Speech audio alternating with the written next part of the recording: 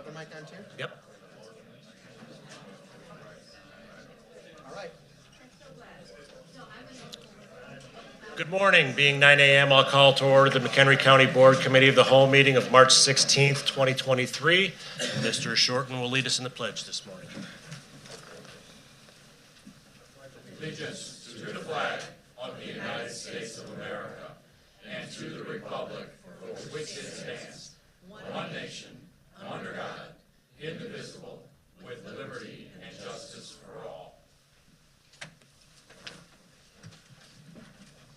Kathy, could you call the roll, please? Pamela Altoff. Here. Carolyn Campbell. Here. Joseph Gottemahler. Terry Greeno. Here. Eric Hendricks. Carl Kaminsky. Present. James Kearns. Here. Matthew Kunkel. Here. Teresa Meshes. Here. Lou Ness. Here. John Reinhardt. Here. Brian Sager. Here. Michael Shorten. Here. Michael Scala. Present. Larry Smith. Here. Gloria Van Hoff. Present. Tracy Von Bergen. Here. Kelly Wegner. Here. Chairman Bueller. Here. We have a quorum. Good morning. I just have a few items to share with you before we review the agenda for next Tuesday's voting meeting. And I'll start this morning by wishing everyone a happy St. Patrick's Day for tomorrow. I'm excited to report that we have had 3 requests for advanced McHenry County funding coming before us this month as we wrap up this unique initiative to invest a significant amount of our federal ARPA relief funding directly into programs that benefit our communities. The requests are a diverse mix of proposals to increase affordable senior housing, improve the lives of our children, and increase access to mental health resources for the underprivileged.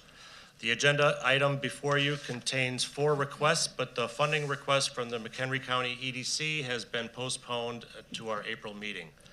Since this county board approved the first grants 15 months ago, we've seen our investments in the community blossom into self-sustaining programs that are changing lives for the better. And I look forward to this next batch of requests coming before the board for discussion. The McHenry County Conservation District Board President William Cook's term expires June 30th, and we thank him for his service and leadership on the MCCD board. On April 1st, we will be adding the impending vacancy to our online application portal. It is my intent to bring a nominee before the county board for a vote at the May meeting, so that he or she would have the entire month of June to transition into the new role and learn the ins and outs of the MCCD before being officially taking office on July 1st. In recent weeks, we've been meeting with members of the McHenry County farming community to address some of their historical concerns regarding the enforcement of the stormwater ordinance and communications and outreach as we work to renew our 10-year contract with the Soil and Water Conservation District. I recently attended a productive meeting with the Farmers Legal Counsel, joined by the county board members Larry Smith and Tracy Von Bergen, as well as planning and development staff. Another meeting is scheduled, and we're optimistic that the ideas to come from this constructive input will be brought forward to the April meeting of the Planning, Environment, and Development Committee. Work is proceeding on schedule to renovate the 3rd floor customer service area of the circuit clerk's office across the street. The project will further open the area, enclose the customer service windows behind glass, create an ADA compliant window, and create some additional meeting space for Turning Point. I want to thank circuit clerk employees for putting up with the noise and the clutter, and I'm happy to report that the work is on target to be completed sometime next month. For the past 5 years, McHenry County has been well represented by Dr. Brian Sager on the RTA Board of Directors. His ability to collaborate with others and his success as a strong advocate for the transportation needs of the people of McHenry County has not gone unnoticed. And with that in mind, it's my pleasure to put forward a resolution to reappoint Dr. Sager to the RTA board when the agenda is reposted tomorrow. Thank you, Dr. Sager, for your continued service to the people of McHenry County. And finally, this morning, it's my sad duty to inform the county board that former Crystal Lake City Manager Gary Meyerhofer passed away on Monday after a long battle with cancer, just 7 months into his retirement. Gary served 19 years as Crystal Lake City Manager, and he accomplished a lot during his time. the revitalization of the Route 14 economic corridor, the building of the new city hall and police station, and the development of the Three Oaks recreation area were just a few of the many accomplishments that took place under Gary's leadership, to say nothing of the city's solid finances and forward-thinking long-term planning. Please join me for a moment of silence in honor of Gary and his legacy.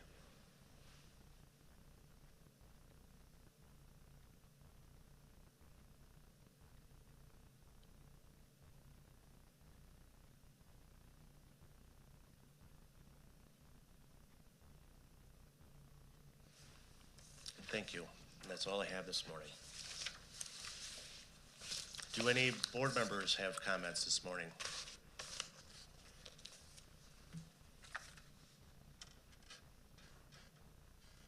Yes. Ms. Van Hoff. Yes, I'm happy to report that I was able to have a meeting with the University of Illinois Extension Program, for which I am the liaison. It was a very fun meeting. I got to meet all the members, and we came up with a lot of great ideas for 4-H members, and I will be telling you more about those as they materialize. But some include environmental day activities that the 4-H group can do. Another includes a visit to a historical farm, and another one, a visit to another farm in Hebron that I'll be telling you more about as soon as those plans are finalized. And I also had a chance to meet individually with Dr. Michelle Cox, who is in charge of that program. So it was really exciting, and I'll be telling you more as those plans are developed. Any other members' comments? Seeing none, is there any public comment?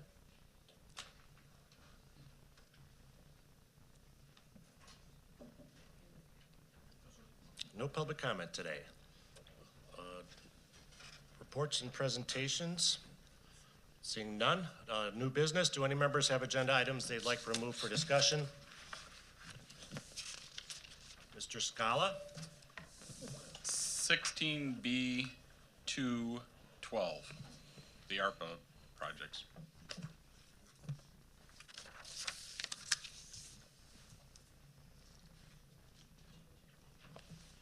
Ms. Greeno. 16A4.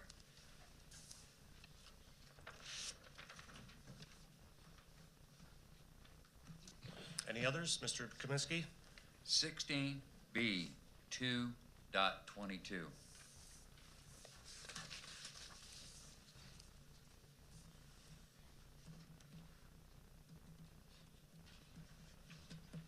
Any other items?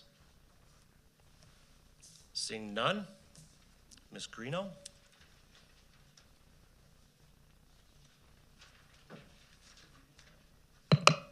Thank you. Yes, I have a question. When I was looking at the coroner's report, we have actual COVID deaths in the county over the pandemic period coming out significantly different than what's reported from the health department. And I was wondering if I might ask what the discrepancy is or the differences on, and were these deaths with COVID or primary caused by COVID? And could we go into that a little bit more? I think it's pretty important. Sure. Dr. Reed? Is it this one or this one? The red one. Okay, just making sure. So I believe that half of the board wasn't here for last year's presentations as far as going over statistics and things in that nature.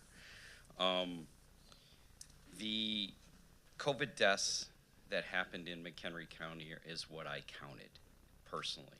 The coroner's office, when a suspected COVID death happens, we get a call from the physician, hospital, whoever it may, hospice care, anything in that nature. We take all death calls in McHenry County, every single one of them. So if there's a suspected COVID death, the coroner's office makes it a coroner's case, meaning that we take over the case. We get the health records from that individual. we go over it, we determine whether that person died of COVID as a primary cause. On a death certificate, there are 3 lines. If COVID is in any one of those 3 lines, it is considered a COVID death. On a death certificate, there's also a part 2, which is contributory factors. If COVID is in that particular area, that means that it was just a contribution of what did cause the death of that person. So we do not count that, and I believe that the CDC does not count anything as far as contributory manner of death. Just to give a general thing is that person has a cardiac event, dies of a cardiac event, but they might have a contributory factor of diabetes, or, you know, other things and that. But that statistical line is not counted in the CDC, only what's in the 3 things on the death certificate as far as primary cause of death. So that being said, just a background is that when we went over this last year, is that it was my understanding is that the health department counts COVID deaths, and you can ask Melissa, but the health department or the state counts deaths as far as COVID goes, meaning that if a resident, just say your primary resident is in McHenry County and they pass away in another county, another state, doesn't matter, they count it as a COVID death in McHenry County. So that's how the statistics are offset, from my understanding. Go ahead, Melissa. Yeah, so just to clarify, so we count deaths of all of our residents regardless of where they die, versus I believe Dr. Reen is counting any deaths that occur within McHenry County. Correct. So that's what. They're never going to match. Right. Yeah, well, that's why I went through, as you can see, the decedent's residence, that I correlated those deaths of where those people live that died in McHenry County. So if you add them up, McHenry County was about, I believe, 260 COVID deaths that were McHenry County residents that we counted. Okay, and obviously there's a breakdown of Kane Lake, Winnebago, other states, blah, blah, blah. And I did not put on here COVID deaths for this year. We had one in January, is what I have on our books right now. So hopefully that kind of clear. I know, like I said, half of the board wasn't here for that discussion and stuff like that, so hopefully that clears up some things as far as how we keep them, or I keep them and my staff, and the difference between us and the health department. Well, I mean, I'm not trying to belabor a point, but I just want to grasp it, because if the public's looking for information regarding what's going on with the pandemic, because there's going to be other gain-of-function pandemics coming. I mean, we know that. I mean, it's a plan, and it even happens naturally in many cases. And so the significance between having numbers nearly doubled about what's going on in our community seems important. Is this happening in other areas? Can you tell me, Yeah, Melissa? so that's, that is what the local health departments, how they are counted. We have a definition, the state provides that for us. So the Illinois Department of Public Health, we are counting COVID deaths for our residents. But so, like, just for example, if this is, say, an aging population and they're in Florida, and so we have a large number of people in Florida, Texas, Arizona, whatever, not living here, but then we're reporting the deaths as here, and people's hair is on fire because of am I misunderstanding? Well, I think there might be a subtle difference there. We're not saying they died here, but we you're are saying reporting, that they died of COVID and they're considered a resident if they're registered as a resident. Is there a here. disclaimer on our public health forum to explain it? We don't have discretion on how we count those deaths, but the coroner has wide discretion on how Okay. he counts his deaths. Do we have too dis- have to pull medical records, so the process is similar in that way. Well, and then is there a disclaimer though on our public, do they have that if they're gonna count deaths this way where the public could see this? Because I was one of those people that during the pandemic was watching every single day to see, well, what's going on right here? And so do we say does it explain that? I believe it does explain the definition on the website. I'm looking at Susan, who is our director of nursing. I'd have to double check what is on there. I'd really like to know, the board would probably like to know. But then also too, when I think about if this is happening with deaths, what about testing? I mean, if we're showing positive cases, positive test results. Well, keep in mind, so we don't report tests. There's lots of at-home testing, and I'm going to invite Susan to come up because I think she can give you some additional detail. We cannot count tests that don't go through the system, right? True. But tests that do go through the system, like for example, one person has COVID and they go and get tested during that illness 3 times. Is that taken into consideration? Is it just one case, or is it counted as 3 positive? No, well, Susan, do you want? Oh, where is she? Oh, No.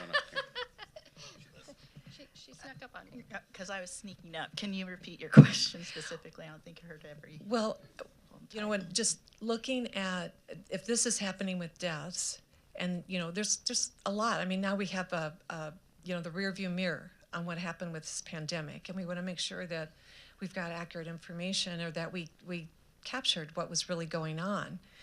Mm-hmm. So, for example, positive tests in McHenry County. Do we know for certain that that's one positive test per illness per person, or could an individual be tested multiple times during the same illness and then be counted as that many positive tests? It does happen, and we do look at that, and we do clean that data. Okay. So there is, and again, we're given a definition of if somebody tests positive at this point and then they test positive 90 days later, then they could be counted as a new case. Right. Or a reinfection. But we do not count duplicate tests in a same person that are positive that we're seeing that don't meet the definition that it could be a reinfection or a new infection. Okay, and then just to clarify, are all of these tests people who are actually residing in the county, or does that tie back to their? It ties back to where the test happened. So to your point about individuals that live out of state, we do take that into consideration. And again, it may be reported, but our EPI team is looking at that as far as how we interpret that data and what's happening in our community. But the majority of the people, what we're seeing in our counts is a lot of people will go to Kane County for their health care, Cook County, Lake County. Though they live here. The infection, people do also work outside of our county, so they could have been exposed in another county, but we're counting them here. So yes, to your point, those numbers, we have to look at that data, in that manner that this could be. But what we're seeing is typically, if we're seeing at community levels, what we're looking at now, community level transmission, that's defined by the CDC, we're looking at our region as well. And we did break our communities down into, our counties into regions in the state because of that. People are traveling outside, bringing it home. So we can't really look at McHenry County. Yes, we're at level at low, and that's good to know, but we're also looking at other counties, what's happening in our neighborhoods outside of our county, because we know we have no borders amongst those counties, because people do travel for work, for recreation, and could be bringing it back. So, Okay. Yeah, all those things and factors are taken into consideration when we're looking at data and reporting out to the community if there's a concern. Okay, and then Melissa, just going back to the COVID deaths that are reported by the health department, and so you're mandated by the state or federal government on how you report those numbers? We have a definition provided by the Illinois Department of Public Health. Okay, and all local health departments are following that definition. That's how they get reported back. But it's state, it's not federal, so it's in the state of Illinois, not across the country necessarily. The state follows the CDC guidelines. Yeah, the CDC Okay. sets those, those definitions. We can, hone in those definitions a little bit more at the state level and at the local level, but there is an overarching umbrella of what those definitions are, and they are followed across the nation. Okay. And then all of our COVID deaths that are reported by the health department are primary cause? Again, it has to meet We the definition. do something we do what similarly that Dr. Rain had mentioned was that we look at those top 3 categories. When we get a report of a death like that, we do request those records as well. We talk to the physician, we look at those records and determine and see if they fit that definition that COVID was the cause of death. Okay, thank you. Thank you. Mr. Scala, 16B212. Yes, good morning. I pulled this not for discussion purposes, but just to share with the rest of the board what took place so that they are aware.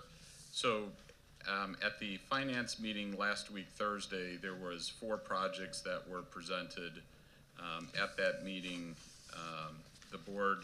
The committee, I should say, decided to have a special committee meeting, which took place yesterday, to discuss those 4 projects again. After another, I think it was 3.5 hours meeting. 3 projects were moved forward. The Sage YMCA project was moved forward but modified from the total amount requested to a lower amount. That was mainly due to the fact that there was some concerns by committee members about how quickly they'd be able to get the increase in students. And in addition to that, it was changed to reimburse based on a per student basis. That was done because of the back end accounting, and we wanted to make sure that we were in compliance with the ARPA requests. And so for our back end purposes, we decided to do a per child instead of how it was laid out in their original proposal. The second was the Ailes Foundation, which is a 55 and over low-income housing project in the city of Woodstock, and that was fully funded at the $1,960,000 that was requested. And then last was Options and Advocacy of McHenry County, which again was fully funded at their request of $1,298,515. And I guess myself or any of the committee members will be happy to answer any questions if other members have questions about those 3 requests.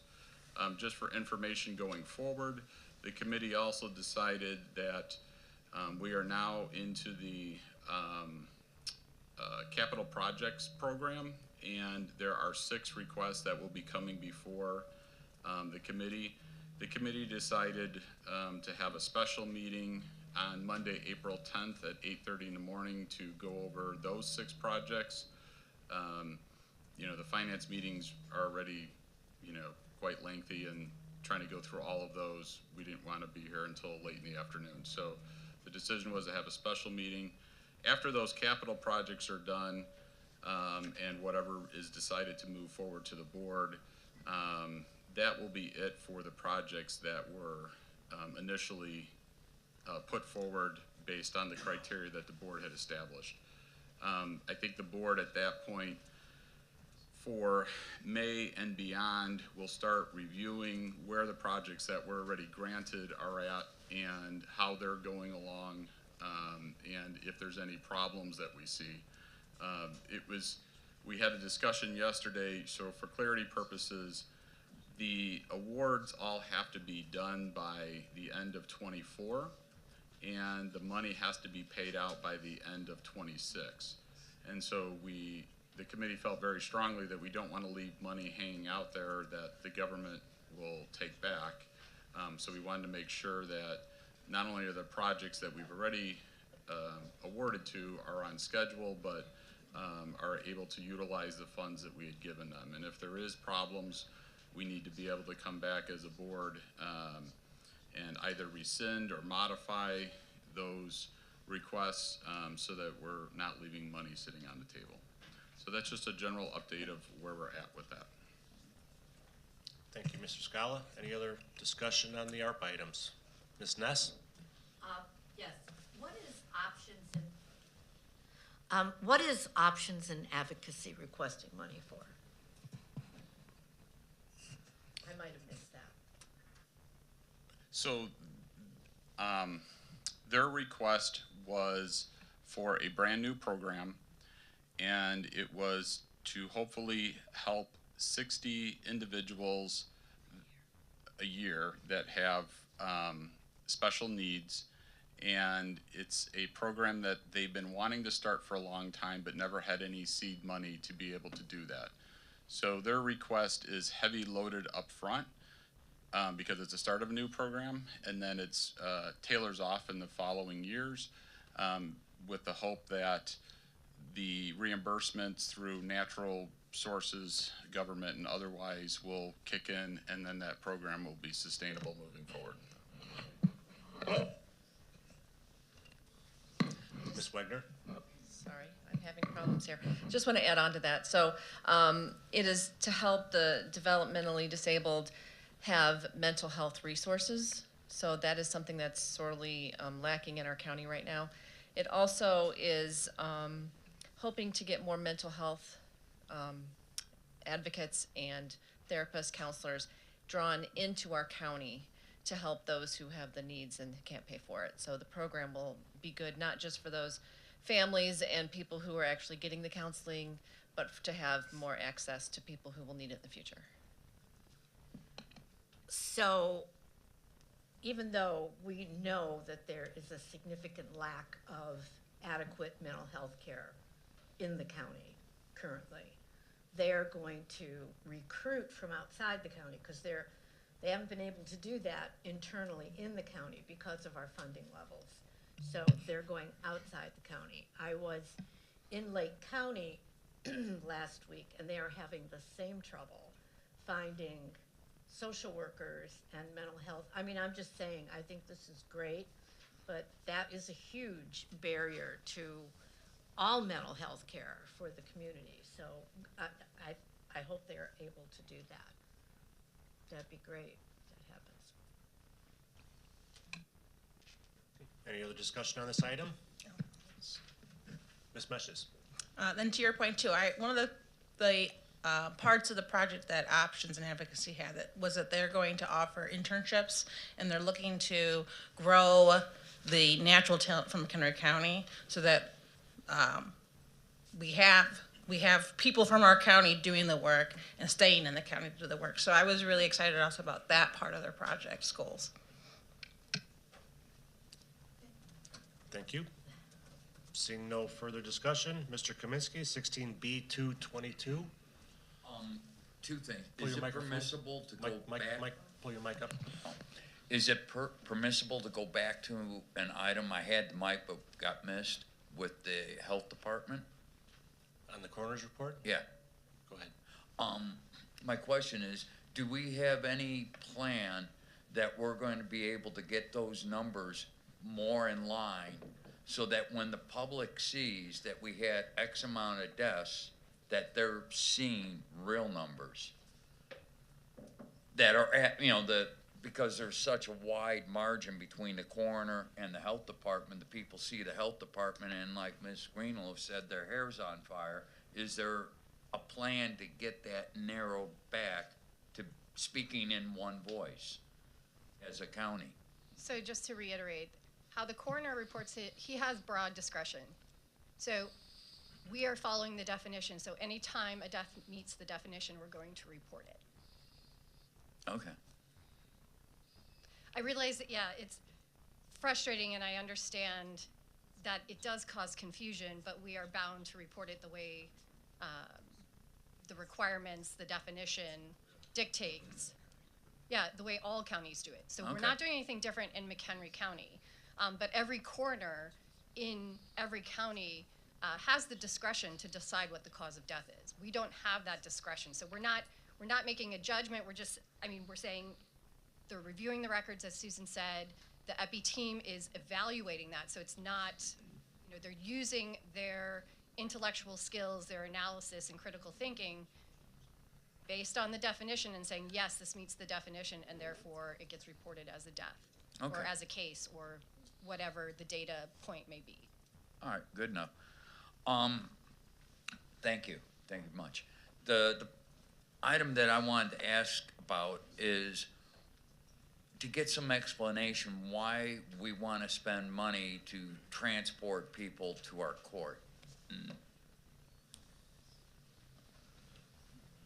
morning. Scott Hennings, I'm with the Scott Hennings with the McHenry County Division of, Maybe it is. Maybe it is now. Okay. So just to recap, so this is Josie Shattuck is from the 22nd Judicial Circuit. She's a case manager over there. Just to recap how this came about. The specialty courts approached the Public Transportation Advisory Committee, which is an advisory committee to the county board on matters of public transportation, getting people to where they need to go.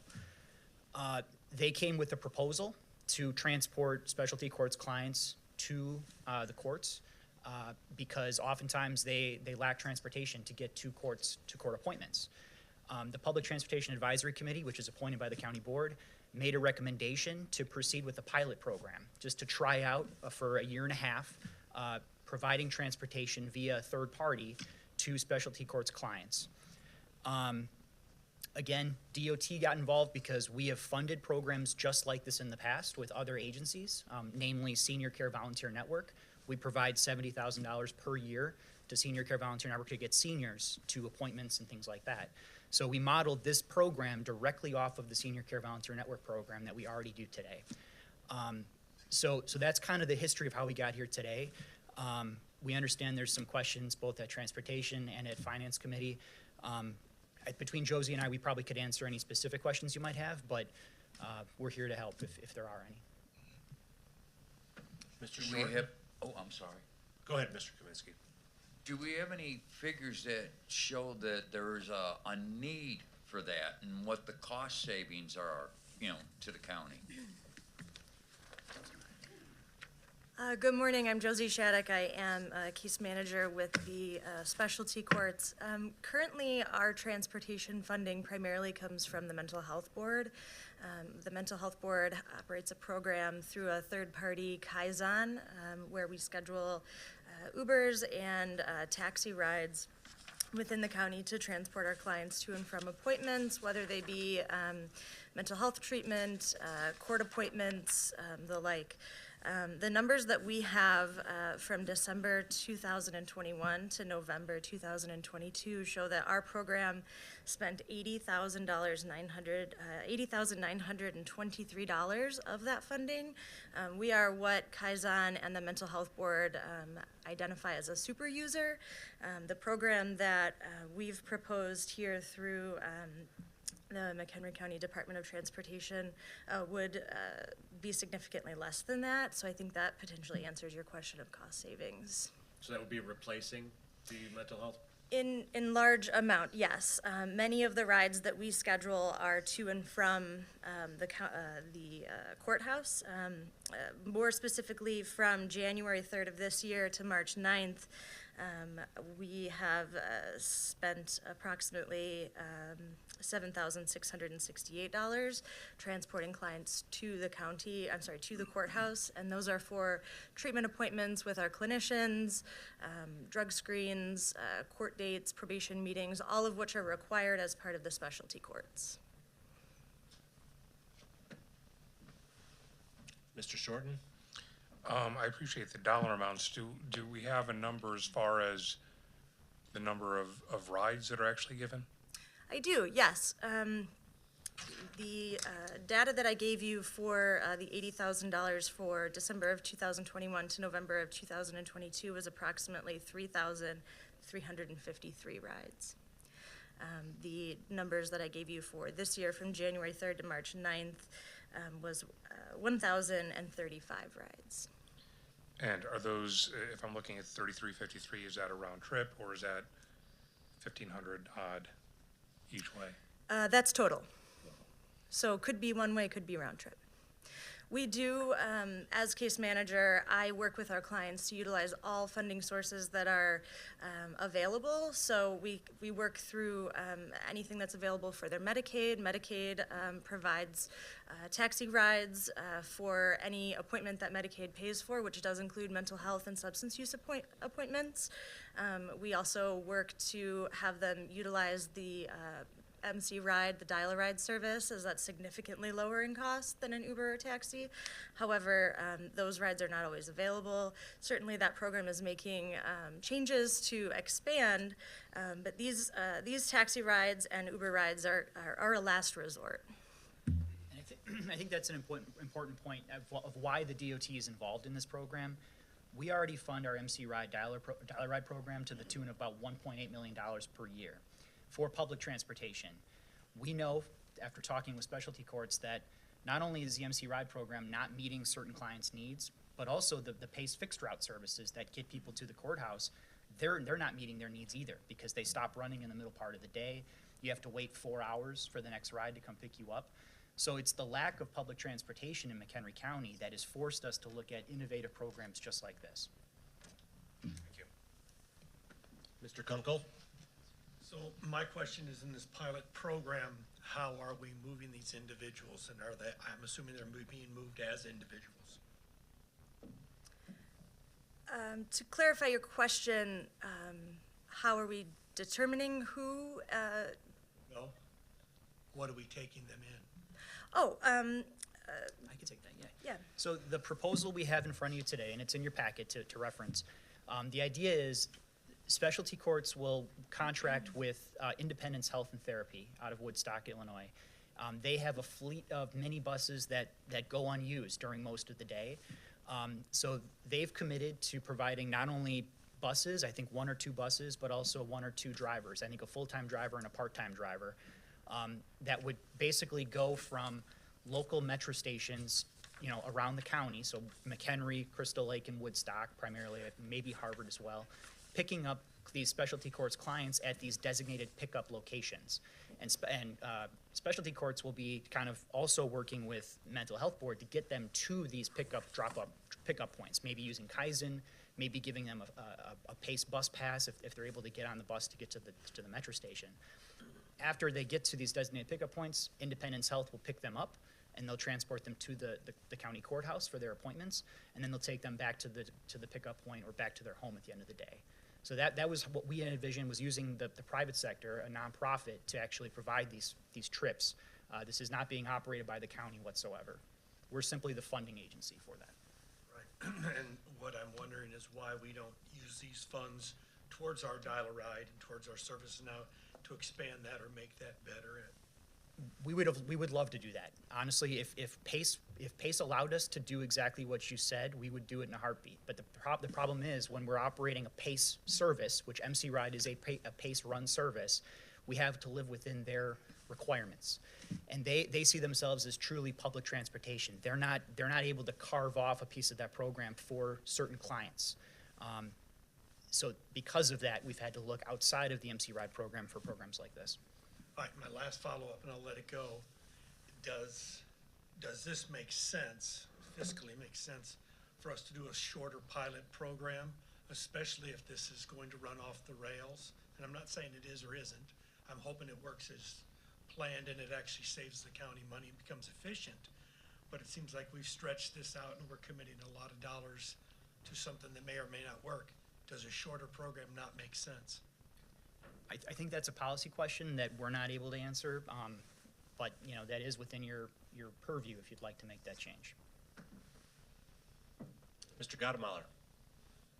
I'd just like to point out the value of the mental health courts and the others. Those programs started literally less than 10 years ago, but they've had a great deal of help with, when you look at where crime rates and things are at, if these people don't make their appointments, you're going to end up spending police time and sheriff's time and everybody else to get them to those appointments. One of the reasons they started mental health court is that many of those people, well, all of the people in mental health court have a mental health problem. And rather than just housing them in jail, which is what was done in prior years, this gives you a program where they can live independently. And so yes, you have to get them to appointments. That's a minor inconvenience for the county and the state and our costs versus housing them full-time in a jail cell because we can't get them to an appointment. And so I'm absolutely in favor of, finding ways to make those programs work. If you look at them nationwide, McHenry County's actually been a leader on promoting other methods other than incarceration to deal with mental health and mental illness. Thank you, and if I may add, our drug court program, which falls under the specialty courts, is one of 5 nationwide mentor courts as chosen by the National Drug Court Association. Ms. Ness? The needs of, just to respond to Member Kunkel, the needs of people with significant mental illness are different than general population. And they often really don't do well on general public transportation. And we saw this in Rockford. It was very, very difficult. And so having this transportation that actually gets them where they need to be, when they need to be there, does reduce recidivism in the community. And we all know transportation is a huge question in this county, continues to be a huge question. It sounds like you've found a reasonable way through some creative partnerships to respond to some of that. Thank you. Thank you. Dr. Sager? I want to thank the staff and the stakeholders that have presented this program opportunity to us. I truly applaud you and believe that this is a great opportunity. I think it truly is just yet another example of what we as a group of residents and what we as a county board are looking for, and that is the identification of a specific need and then working collaboratively to meet that need. Are there going to be potential rough edges or challenges? Of course there will be, but this is a pilot project that I think is truly needed, and I agree with my colleague Ms. Ness that truly mental health is a specific need group, and we need to do the best we can to approach that. Ultimately, I do believe that this collaborative effort, which I think everybody's demanding, work together. I think this collaborative effort, which has been derived, is ultimately going to save us dollars and truly will provide the services needed. So I'm very, very supportive and grateful again for the opportunity to consider this as provided by staff and our stakeholders. Thank you. Ms. Wegner? Thank you. So what are the repercussions if somebody misses an appointment for a drug test? If one of our clients misses an appointment for a drug test and is unable to communicate that with us, which can happen, a lot of our clients may not have access to phones, despite their prevalence in our community, there can be sanctions up to 24 hours in jail. Okay.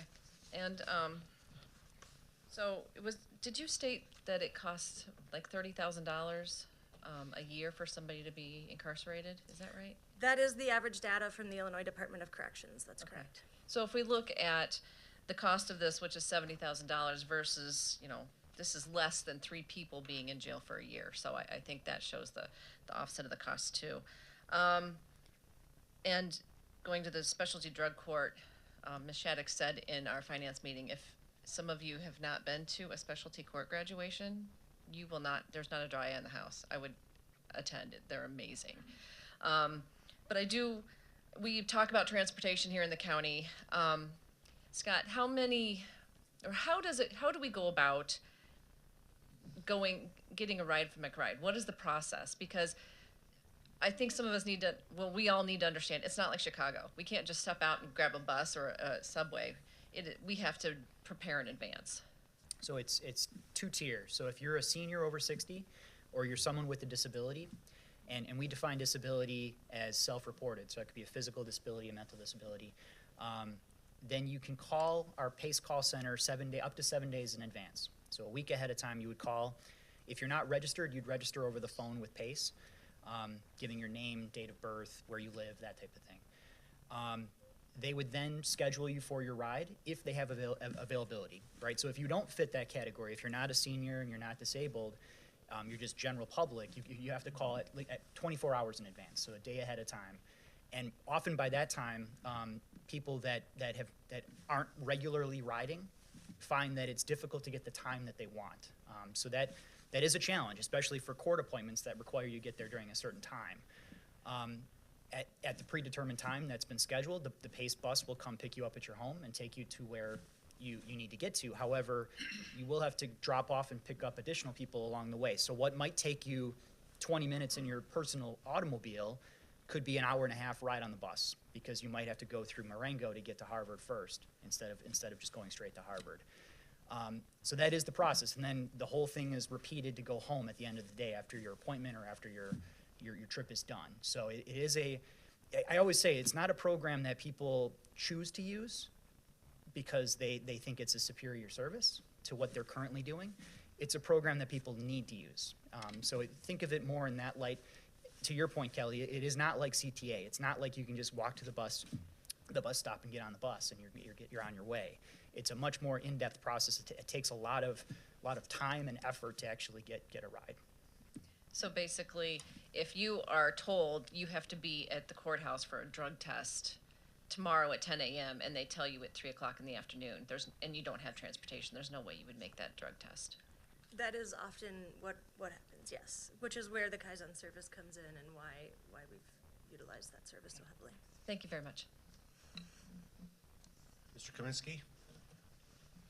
Conceding the mental health aspect, and I know this is a pie-in-the-sky dream, but is there anything from your office that's going to be pushing and working with the folks to wing them off the transportation so we can eliminate this program down the future to where they have personal responsibility?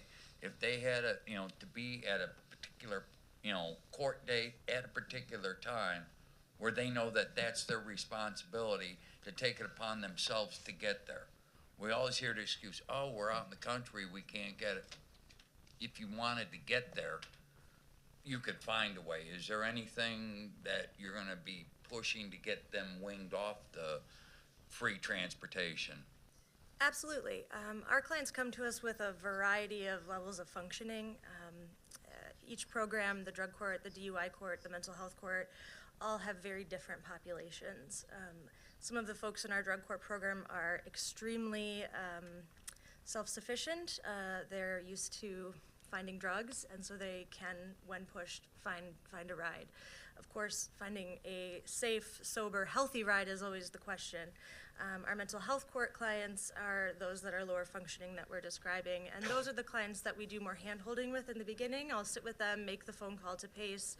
They may have some symptoms that prevent them from doing that on their own. And then eventually, myself and our other case manager, Michaela Meadows, who's here with me today, we work with the clients to teach them those life skills. Restoring our clients to stability, or providing that, what we call that habilitation, maybe they were never stable to begin with, is always our goal. Our program has individualized goals for all of our clients, but the foundation of that is to provide that stability and that independence to our clients so that they can continue to maintain the success that they have obtained while in our program. Ms. Meshes. Thank you. I mean, to Carl Kaminsky's point, one of the contributing factors to substance abuse issues and mental health issues is a lack of feeling support from the community. And so by giving, I am very supportive of this program, by giving them an opportunity to get to where we're requiring them to do is, I think, fundamentally important to these program success. Also, in some cases, because of their issue, they're not allowed to drive. So part of the process is taking away their ability to get to where we want. I mean, I guess I should ask the question, what happens when somebody who's not allowed to drive shows up with their car? They will most likely find their probation officer standing at the window watching them drive in with the phone in hand to make a call. We have had folks in our program rearrested for driving on a revoked license while in our program, which again costs the county money, those processing fees, housing them in jail for undetermined amount of time based on if they're willing to or able to post bond. So it's a challenge.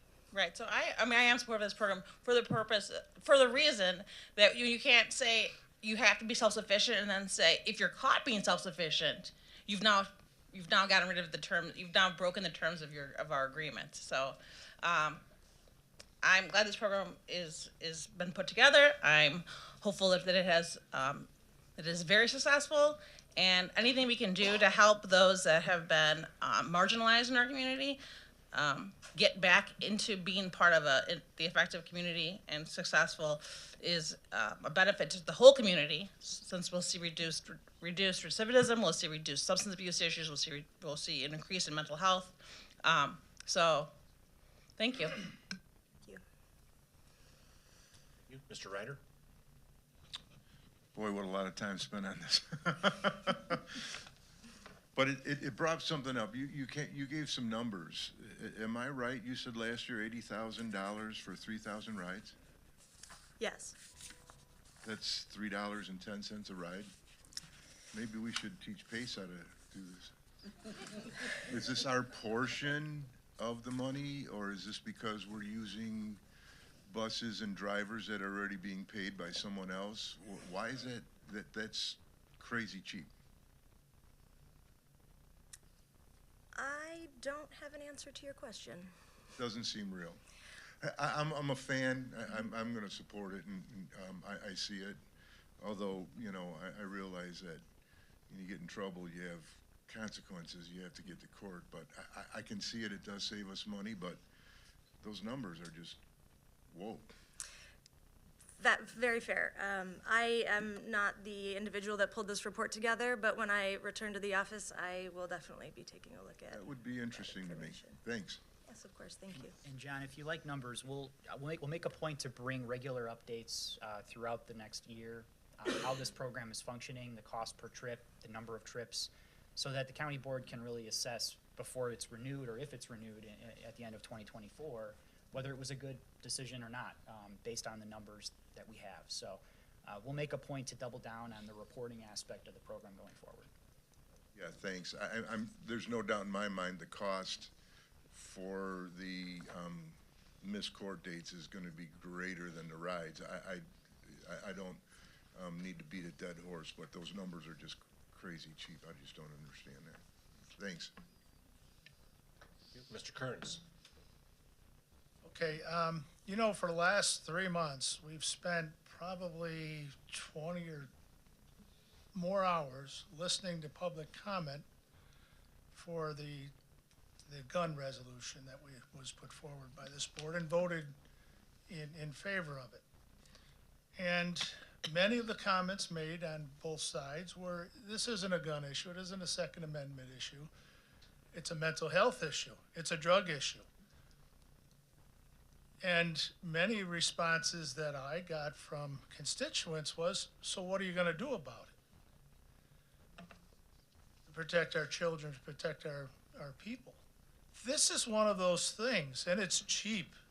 This is, as one of our other board members said, and I really don't like when we call out each other by names, whether it's on the floor or whether it's in the newspaper. I really think that's stupid. So, and I've been guilty of it before myself, so I apologize. So what I'm trying to say here is this resolution, this money spent, is something that helps our community to those problems that the state throws at you. The state throws things at you. They want to legalize drugs. They want to get rid of cash bail. They want to do a lot of different things, members of our legislature, that will affect us. This is a program we can have in place, and we should think about more programs like that. So I'll support this program specifically for that. Thank you. Mr. Kunkel? maybe I don't use enough words. I never impugn the programs that this serves. I never have said anything about the mental health issue. I absolutely know that is a quality cause for all of this. My issue has been, what is the most fiscally sound way? Because looking at your numbers and doing mathematics in my own head, I was looking at if we were picking that up in our normal transportation, i.e. a bus, and polluting the world and burning fuel, we could work out a hybrid Uber subsidy where this is more efficient, they're on time, they're taken as a single individual, and ideally, if the world was perfect for me, they'd be in an EV and we could charge them here at the county. Again, we're not gonna get all that. That's why I said, is there a way of shortening this pilot program if it looks like it's not working with this first company or these first people we're endeavoring to work with, especially if there's a more efficient, i.e. environmentally and fiscally way of doing this. The need is absolute, absolute. But I'd like to do this in the smartest, longest sustaining way, not to back a pilot that is not working, but we beat a dead horse for 2 years before we change directions. That's my questions with this. That's my concern with all of this. Would love to see something in a shorter interval, even 6 months, if these people aren't doing the job, or if they're burning too much fuel or burning too many dollars, or not efficiently bringing our people where they need to go, then maybe we would reevaluate this a little quicker, not keep throwing money at something that's not working. And now I just did what I asked in a short amount of time and a much longer amount of time, and I apologize for that. Mr. Hendricks. I just have a quick question. There's 3 specialty courts, correct? The DUI court, the mental health court, and the drug court. Yes. Does one of those courts tend to need this service more than the others, or are they roughly apportioned out? I don't have that data in front of me. Just based on working with clients, our DUI clients tend to be what we call more higher functioning, have more supports, and are generally able to reach within their own circles for transportation. It tends to be our drug court and our mental health court primarily. Thank you. Ms. Van Hoff? Yes. First of all, I would like to applaud you for initiating this program. We all know, and it keeps coming up, transportation is a primary concern and issue in all of our agencies that we've been talking to lately. And so we know we need some help there. And I also like the fact that you're recognizing that people who have mental illnesses and intellectual disabilities and physical disabilities need special help, as well as one member pointed out, if you're going to DUI court and you shouldn't be driving, how do you get to court? So as someone who tried to use the PACE system for my late husband, it doesn't work. If you have to get to, not only getting to court, but trying to get to a doctor's appointment, it just doesn't work. So we had to rely on taxis, special taxis that could accommodate people in wheelchairs with mobility issues. Transportation is a huge issue. So rather than shortening this pilot, I believe already, we see how financially this is going to help the county, and also it's going to help a lot of individuals. And I think some of the cost savings we are seeing are from shared rides. Correct me if I'm not wrong. I mean, because if you're putting, several individuals on a bus, then that individual cost is going to come down per ride. So that might answer part of where it looks like it's really a cheap ride. But I'd like to thank you again for this program, and I would like to see it extended. You have over a year of data already, correct? Well, the data that Josie provided, that was for the Kaizen program. That's different than what's being proposed in front of you today. Okay. However, again, we're going to provide regular data updates on how this new program is operating going forward. So we'll have good data. Ask me in a year, and we'll definitely have a good, solid handle on the data for this program. Okay, thank you. Ms. Ness, your mic's on for before? No, Good. I have a comment, which is to say that the mental health issue is going to come regularly before this board in the next couple of months. We have a bill to pay for not funding mental health services the way they needed to be funded all these years. So the gaps in services are critical in families' lives. Transportation's a part of it, even if they're not involved in mental health court. The absence of mental health professionals, psychiatrists, we can't find a child and adolescent psychiatrist for our kids. This issue is going to come up over and over and over before the board in the budget conversation. I think this is the first conversation about caring for the people with mental illness, and I don't see it as a matter of personal responsibility. No one asks for a mental illness or a developmental disability. It is the role of government to support individuals in being a part of our community. And I think the program does that and does it very well. So this is the first of many conversations I'm sure we will have. Ms. Campbell? Just a point of clarification. So the Kaizen program, you stated that it was $80,923 for the period December 21 to November 22. Is that correct? Yes. Okay. So we're a super user, and you said during that time period it was 3,353 riders. Yes. So, so doing the math, I come up with $24 a ride, not $3. And the thing that I would note is that, because I do think it's important to be fiscally responsible, right? I really do. So, according to the background information on this resolution, what we're asking for is $40,000 for the rest of this year, but we're next year looking at a comparable time period of 12 months. It's going to cost us $60,000. So we're already moving in the right direction. And it sounds to me like this new program it's rides available. It's not going to be charged per ride, right? Is it a flat fee? So if we become a super user next year, or is it going to be per person? I think it's a flat. Are you referring to the program that's Yes. up for approval? Yes, for Independence Health. I don't believe that specialty course was going to charge the client anything, because that's just a disincentive. Oh, okay. So No, I'm not asking that at all. So it sounded like the Kaizen program was based, what we were charged was based on per ride. Yes. On my total understanding- usage. Correct. I wish somebody from Mental Health Board was here, but that's my understanding is yes, per ride, they get reimbursed for cost per ride. Okay. So the thing I'm getting at here is I think it wasn't $3, it was $24 per person per ride in that time period.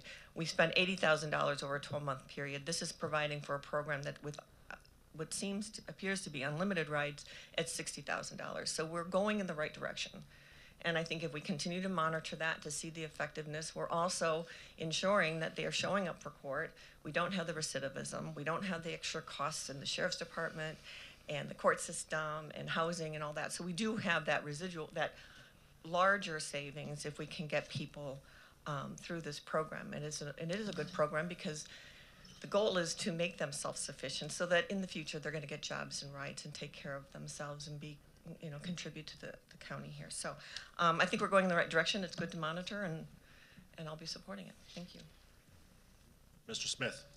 Thank you.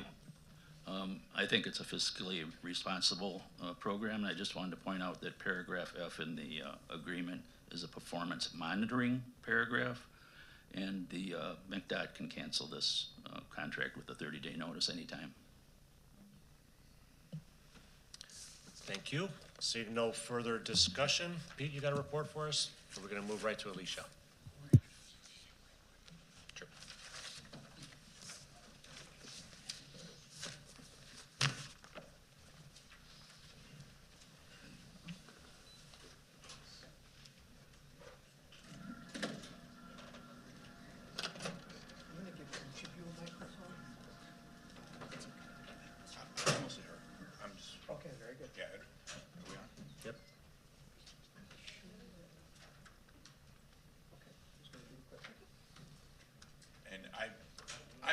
one standing here, but I wish it was Scott. Scott's passionate about the strategic plan, and he's done all the work to get us to this point with Alicia. But as I shared with you, Scott's father passed Monday evening, so he's out in Pennsylvania.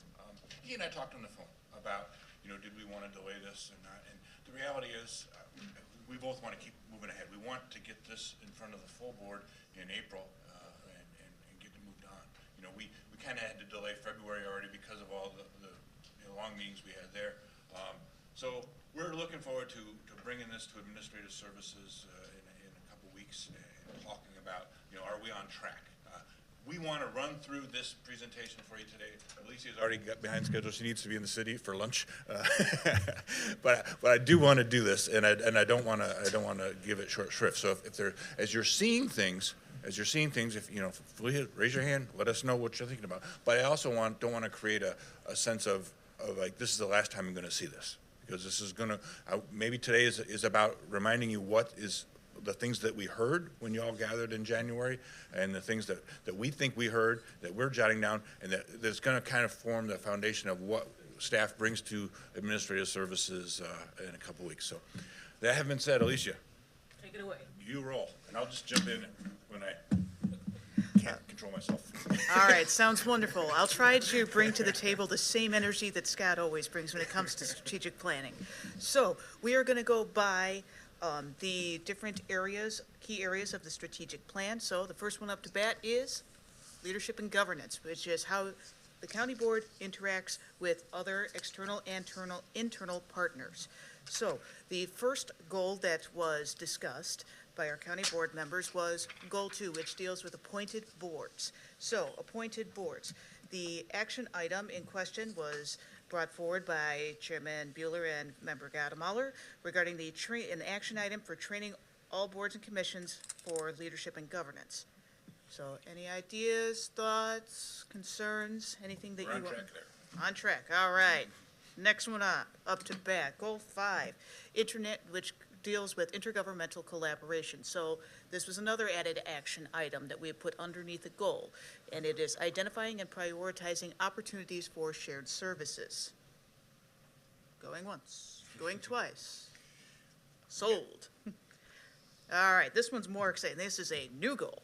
So the goal in question would be educate residents on county processes and how they can get involved.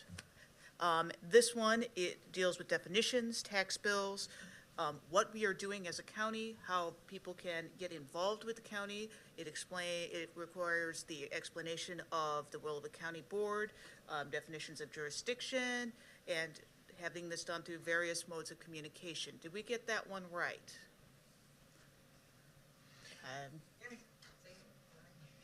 And this just fundamentally is about communication and what we're doing there. And Alicia and I are going to be talking with our department heads, as we did last week. We have our department head meeting tomorrow, and kind of looking at creating some kind of a speakers bureau that we might ask our elected officials and department heads to be a part of, just getting other areas where we can get our message out there, getting to Rotary groups and chambers and who are interested in GIS or interested in affordable housing or interested in the coroner's office or whatever, just those kinds of things. Exactly. And spoiler alert, this will be in the upcoming communication strategic plan. Yes, we love our strategic plans. All right, next, new goal. Explore sustainable funding sources. This could look into county option MFT increase, an electric vehicle fee, tracking of electrical usage, UV usage, cost to install infrastructure. Do we get this one right? Yeah, but we'll see some more things what's going on with electric vehicle usage and infrastructure, but also on the motor fuel tax. I don't know if I can move to increase it. I don't know if that's an idea that I'd like to see. But just to wrap that up as possible. It's clear that as a county, as a state, as a country, we are going to have to do some transformation in how we are funding transportation. And if that is simply said, I think we can all agree on that, and we can try and put a little bit more teeth on this one. Or maybe we put in the word evaluation, MFT evaluation instead. Is that closer to your intent, sir? Yes. All right, we'll do that. Oh, Alicia, I have a question too. Do we have a way of charging electric vehicle fees to our residents? No, Or, we I do mean, not at this point. That is, part of what the General Assembly charged CMAP with doing this year was looking at kind of the core of how we are funding transportation. And that is going to be part of the discussion. Just as we have a county option MFT, maybe we have a county option EV fee. yeah, no, I mean, I'm in support of that. I just didn't know if we had a mechanism to do that. And we don't yet, but we could put it on the legislative program. Yes or no? We could have. I think it's bigger than us. It truly is a regional issue, and it's one that is being looked at as a region. Thank you. Okay, thank you. I can speak to that personally. When I bought my electric vehicle in 2018, my license was $65 for 2 years, and now it's $275 a year. Mm-hmm. That's the state. Right. Well, Terry, you and I have experienced that same growth, but that money is all going to the state, and it's not going to public transit. It just, yeah. So then maybe it's more, this is an evaluate different options or explore different options to propose in the future, maybe to the state in a legislative program, and we can vet this idea, going forward. Good. Next. All right, next. All right. So our next one up to bat is improve county resiliency to emergencies and disasters. This would be another new goal. So we would evaluate our recent disaster response and identify gaps and lessons learned. We would provide leadership in educating local officials. Did we get this one? Yep. All right, moving on. So we're now to the next key area, organizational advancement. That's how we operate internally as an organization. So I'm gonna next slide that. All right, so the next piece is an action item that pertains to goal 2 in that category that pertains to the website. So there were certain added action items that we wanted to put into the plan. I mean, it was auto-translate to the 8th action item and make it more simple, kind of like the Rhino Group, which handled the sheriff's website, and have a 3-click policy. There was also talk to add more online payments for various departments. Did we get that one good? All right. Great. Seeing happy faces. Moving on. All right. Oop. Sorry, we had another one that was website too. It also happened to deal with Questica, drilling down on the public access to the budget and looking into the day-to-day spending, looking into check numbers and vendor payments. Get that one? Yes? Yes? All right, Bueller? No, okay, never mind. He's right here. He can hear you. I wasn't paying attention.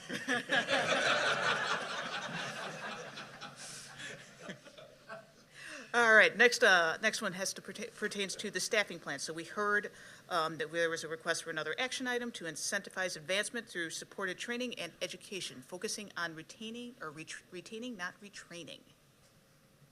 Looking good, looking good. A couple related items on this agenda that touch on that one, so. All right. Next one is another new goal.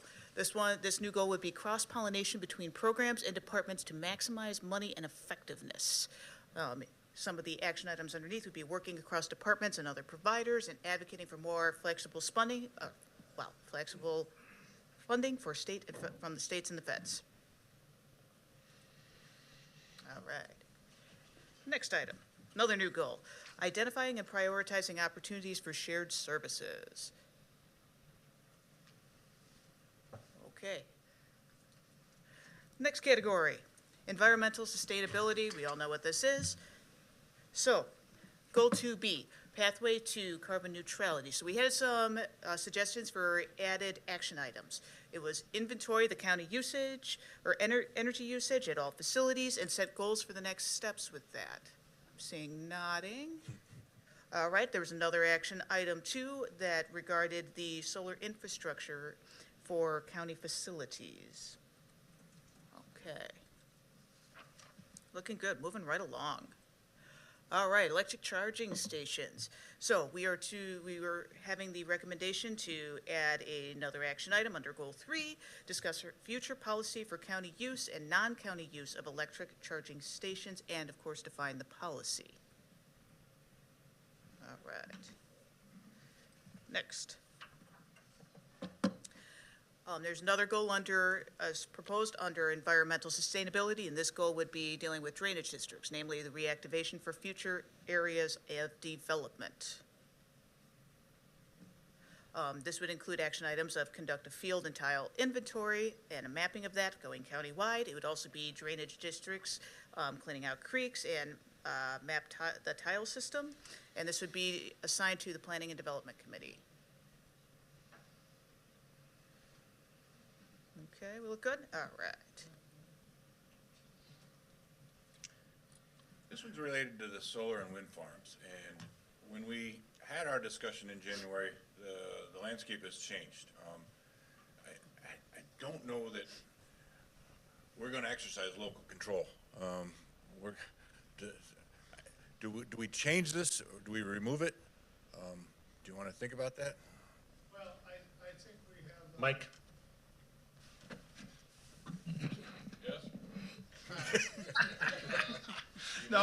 No, you're right. The landscape has changed with the state laws in that, and I still don't like the fact of what has happened and what we've had to change. And I'm not sure how we fight that. And the one thing I have about the changes that were made, the one issue I really have is the bonding that the state has proposed, which is just 100% of that. And if that's the case, we need to really change how we look at our bonds, the bonds that are being held, where they're being held, and to make sure we don't have happen like the bonds are released without us knowing it, like the subdivision on Henning Estates, where that bonding was released, most of it, a big part of it, which would have covered all the problems. And if something happens here on the solar farms and everything, and it's released, 100% isn't gonna cover it. And if we release those bonds, even at 100% is not gonna cover it. 50%, 150% won't cover it. So, which is what we currently had, or have. So that's an issue that maybe we gotta figure out how to address that. Do we change this to monitor future legislation, track future legislation to best position ourselves? Well, we also have to have a monitoring of all the bonds that we have required through all of every project in the county, subdivision, solar, everything else. We have to have a monitoring of which ones are, so it doesn't slip by us like it did in the past with those subdivisions. Because it slipped by us, 15, 20 years ago, whenever that happened. And we have to make sure that that doesn't happen. And I don't know how to do it, so it's just something we need to look into. I think that should be one of our goals. Okay. Duly noted. I'm gonna jump If back. I could just ask, do you see the state law modifying or changing over time in regards to this? So maybe we keep our eye on that, and That's where I was gonna go. So I'm gonna answer that a little bit, Lou, if it's okay with you. I think that there is a larger push to have kind of a modification, so that there's more collaboration between state plans of what they want to do for the overall state, as well as including county input. So you might want to modify that. I don't know if we want to change it, but I think we need to modify it. And my colleague to my left is absolutely correct. The bond portion of what we already have in place and how that's going to be affected by the legislation that was just passed is something that's just percolating to the top, where other people are starting to ask that same question. So I think that definitely needs to be included. And it also should be brought to ISACO so that it's a collaboration from everybody on the state. Thank you. But there's still movement on this, I think. ISACO has been involved with this from the beginning, I believe. Yeah, and the Illinois Association of County Board Members, of which we are not a member, I saw there was some legislation, or some language that they floated to Adam and I last night, so we'll keep our eyes on this one. Thank you so much. All right, moving on to the next key area, economic and workforce development. We all know what this is. This next action item was proposed in regards to Goal 5, which deals with the Route 23 I-90 corridor. So this action item is to foster growth of new industry by preparing area infrastructure through municipal coordination, lobbying, funding applications, and engineering. All right, seeing nodding. The next is a new goal. So this new goal would deal with workforce and affordable housing. It would include federal advocacy to capture more money, reprioritize home funding at the federal level, and establishing a housing fund. Also, there is another action item for collaborating within the county for workforce and affordable housing issues. Okay, next. Great. All right, new action area, health and social services. As always, I love this picture. Yeah, nice picture, Pete. Nice car. That's my wife's car. There's a new goal proposed here, and it's develop plan for elder care around affordable housing and group home facilities or promote affordable supportive living standards. All right. We're just speeding right along. Next key area, quality infrastructure. Under Goal 1, it was proposed to have another objective, Objective C, which deals with complete streets. The action items contained underneath that would be advocate for multimodal transportation improvements, and also it would pertain to safety, transit, and pedestrian/bike paths. Okay, I have a question. If this isn't the right place to ask the question, just point me to the right place. So some of the stuff I've been pulling down through the data talked about walkability communities, especially where we have a growing population of elder people. And the county doesn't shape up very well. It actually ranks very low on walkability. And is that something that could be a part of this goal? I mean, we talk about bike paths, but that's not really, what they're talking about are sidewalks that have access to like a grocery store, or would it be here, or is it someplace else?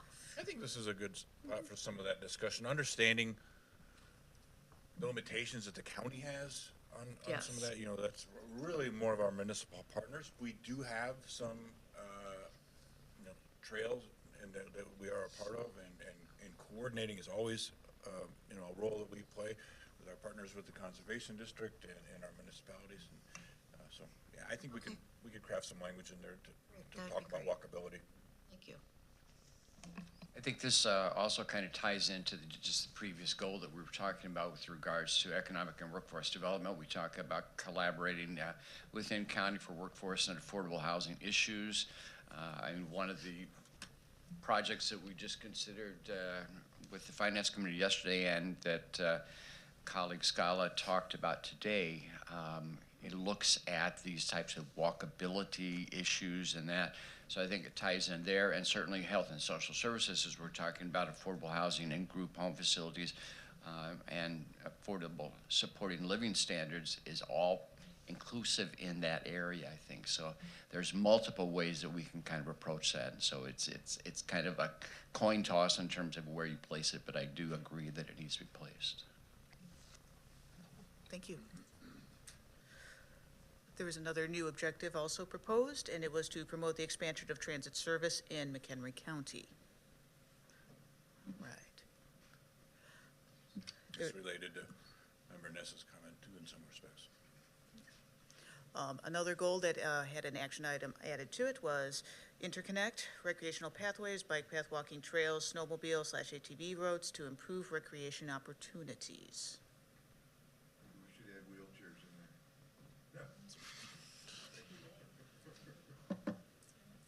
So that's it. And that is it. That's it. We'll email this out this afternoon, so everybody has it. But if you've got questions, reach out to any of the department heads. This is impacting Alicia, Scott, or I. But Scott's going to draft us up into a resolution that we'll take to administrative services here in 3 weeks. I guess it's about. So. Thank you so much for your time. Thank you. Get out of here. I just had one more comment on my report, Chairman. Go ahead. I did provide a written report. It's on your desk. So as always, I thank our department heads and elected officials who helped me get it there, and Kathy and Scott and Alicia for their editing. One item that I did not include in there was some exciting grant action that our DOT has been working on. Scott and Daryl in particular, we've put forward grant efforts, significant grant efforts for Randall Road Northern Segment 2, for the Woodstock Rail Yard, and then related to our discussion on trails, the Bull Valley Bike Trail, kind of connecting the Prairie Path over to the state park along Bull Valley Road.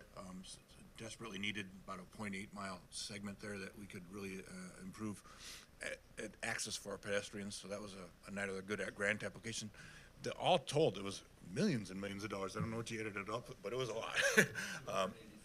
Yeah, 285. Yeah, it's a lot of money. So even if we hit on a few of those, Scott's he's paying for his salary for a couple of years. And then finally, Daryl, you had bundled a couple bridges with Boone County. It was 5 bridges that we kind of did some opportunities of scale there. And there's 3 bridges in Boone County and 2 in McHenry, but we put them all together in one application. So that was all I had. Any questions on anything written, please feel free to give me a call or shoot me an email. So thank you. Okay. With that, entertain a motion to adjourn. Ms. Meshes, seconded by Ms. Greeno. All in favor say aye. Aye. Against? Have a good day.